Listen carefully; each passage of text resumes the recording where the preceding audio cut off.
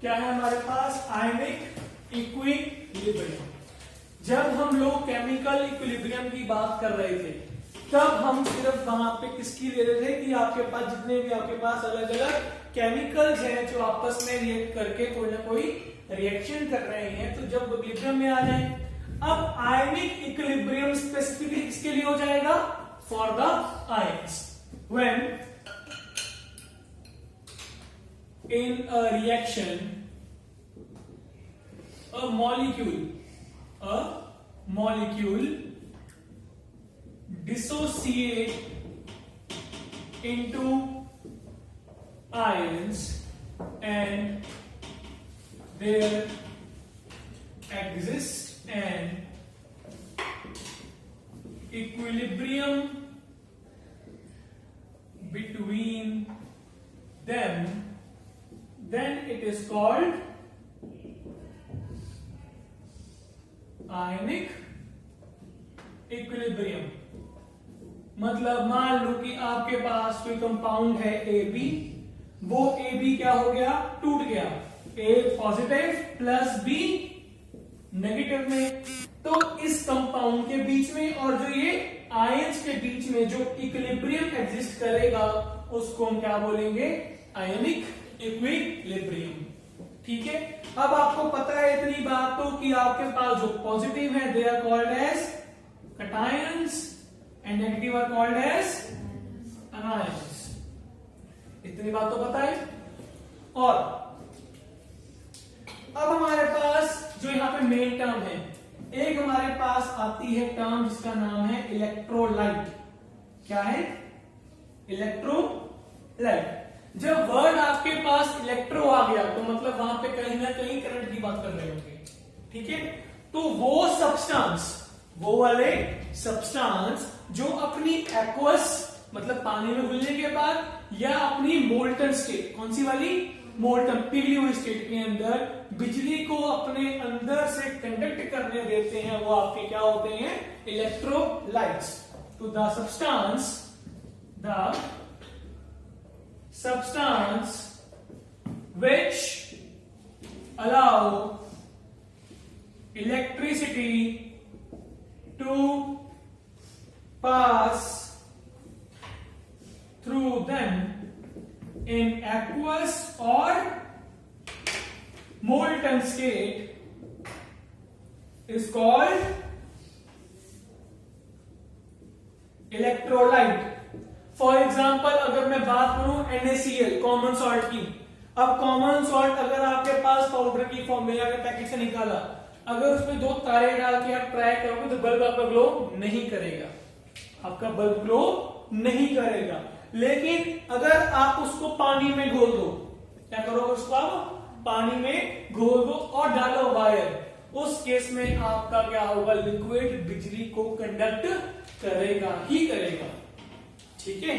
और सिमिलरली अगर आप उस नमक को पिघला दो, क्या करो? उस नमक को पिघला दो, मेल्ट कर दो। अब उससे क्या होगा? आपको पता है लिक्विड की जो फेज है, लिक्विड फेज में आपके जो सब्सटेंस के मॉलिक्यूल्स हैं या एटम्स हैं वो ऑर्डर्ड फॉर्म में नहीं होते, they are more random than solid. तो वहां पे आपके पास जो ये आयंस हैं वो बन जाएंगे। ऑब्वियसली एक्व ज्यादा बनेंगे, मोल्टन में कम आयंस बनेंगे, मतलब कम आयंस टूटेंगे, लेकिन आपके पास आयंस तो होंगे। हाँ के ना? तो मोल्टन स्टेट के अंदर भी आपके पास अगर आयंस बन गए हैं तो वहां पे भी आप करंट को पास कर सकते हो। अब ऐसा होता है कैसे?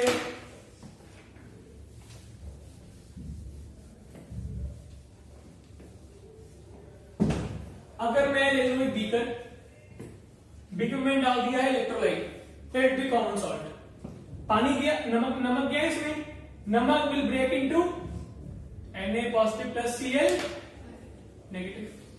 वाटर के भी तो आयंस होंगे, कौन कौन? H positive and OH negative. यहां मैंने क्या डाल दी? वायर डाल दी, जुड़ी हुई है बैटरी से। ठीक है। नेक्स्ट क्या डाल दी है? वायर। ये वो लिक्विड भरा हुआ है। हाँ के ना? तो ये बैटरी का कौन? ये बैटरी का नेगेटिव है, ये बैटरी का पॉजिटिव है। तो ये वाली वायर भी क्या होगी? पॉजिटिव। ये क्या होगी, नेगेटिव। तो ये वाले आयंस कहां मूव करेंगे, इस तरफ, ये वाले आयंस इस तरफ। और आपको पता है electricity is the flow of electrons. बिजली है क्या, इलेक्ट्रॉन्स का फ्लो है। जिस तरफ इलेक्ट्रॉन्स फ्लो करेंगे उसकी उल्टी डायरेक्शन में आपका कन्वेंशनल करंट क्या करेगा, फ्लो करेगा। ये बात हमें पता है। तो अब यहां पे सोडियम पॉजिटिव में है और Cl किस में है। अब Cl जब Cl में चेंज होगा अपना इलेक्ट्रॉन क्या करेगा, निकालेगा बाहर, यूं ही होगा। अगर Cl नेगेटिव को जाना है न्यूट्रल स्टेट में तो क्या होगा, इलेक्ट्रॉन बाहर छोड़ेगा, उस इलेक्ट्रॉन को ये गेन करेगा to form sodium neutral atom. तो हुआ क्या, Cl यहां पे क्या था, इस पॉइंट पे जाके इलेक्ट्रॉन अपना छोड़ा, इस पॉइंट पे इलेक्ट्रॉन पकड़ा। तो हो क्या रहा है यहां पे, शॉर्ट, यहां पे इलेक्ट्रॉन का फ्लो तो हो रहा है कि पहले Cl आया, इस वायर से टकराया, इलेक्ट्रॉन यहां पे दे दिए, इलेक्ट्रॉन यहां से यहां मूव किए, कहां, वापिस लिक्विड में। तो यहां से यहां क्या हुआ, इलेक्ट्रॉन का फ्लो शुरू।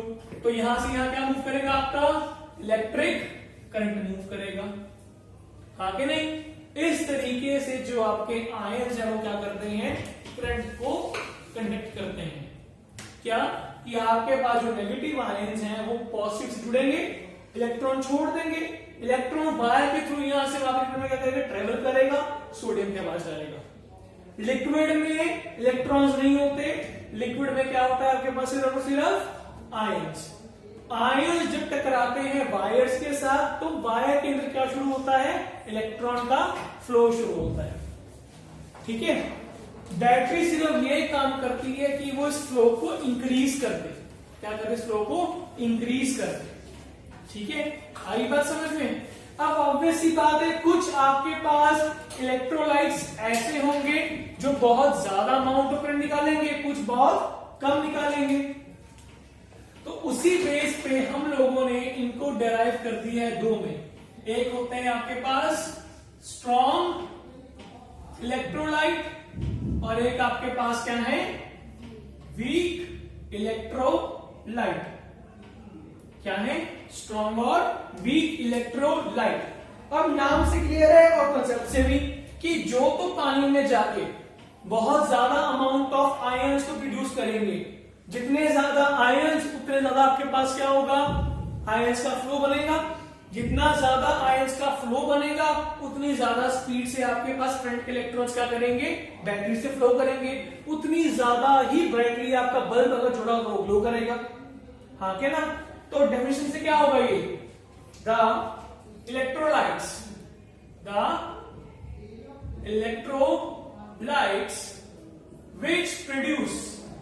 which produce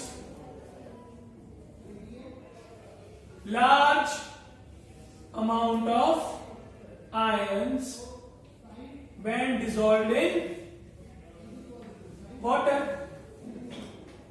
जो पानी में जाके बहुत ज्यादा अमाउंट के क्या प्रोड्यूस करते हैं, आयंस प्रोड्यूस करते हैं, वो आपके क्या होंगे, स्ट्रॉन्ग इलेक्ट्रोलाइट। और यहां पे क्या आएगा, the electrolyte which produce small amount of ions when dissolved in water are known as weak electrolytes। कौन सी बात थी, ये बात हम लोग ऑलरेडी 10th में पढ़ के आ रहे हैं।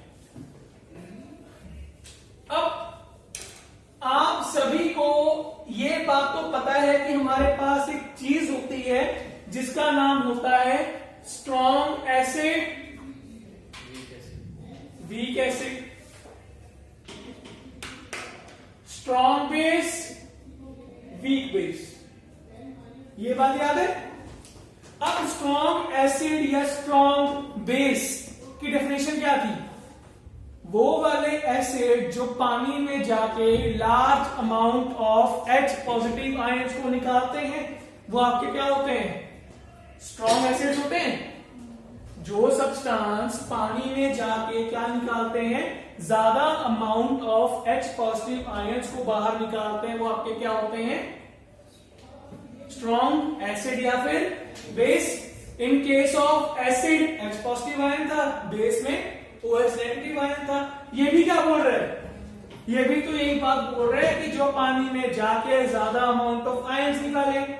तो मैं ये बोल दूं कि आपके पास जो भी स्ट्रॉन्ग एसिड या फिर स्ट्रॉन्ग बेस है, they are very strong electrolytes, आगे नहीं।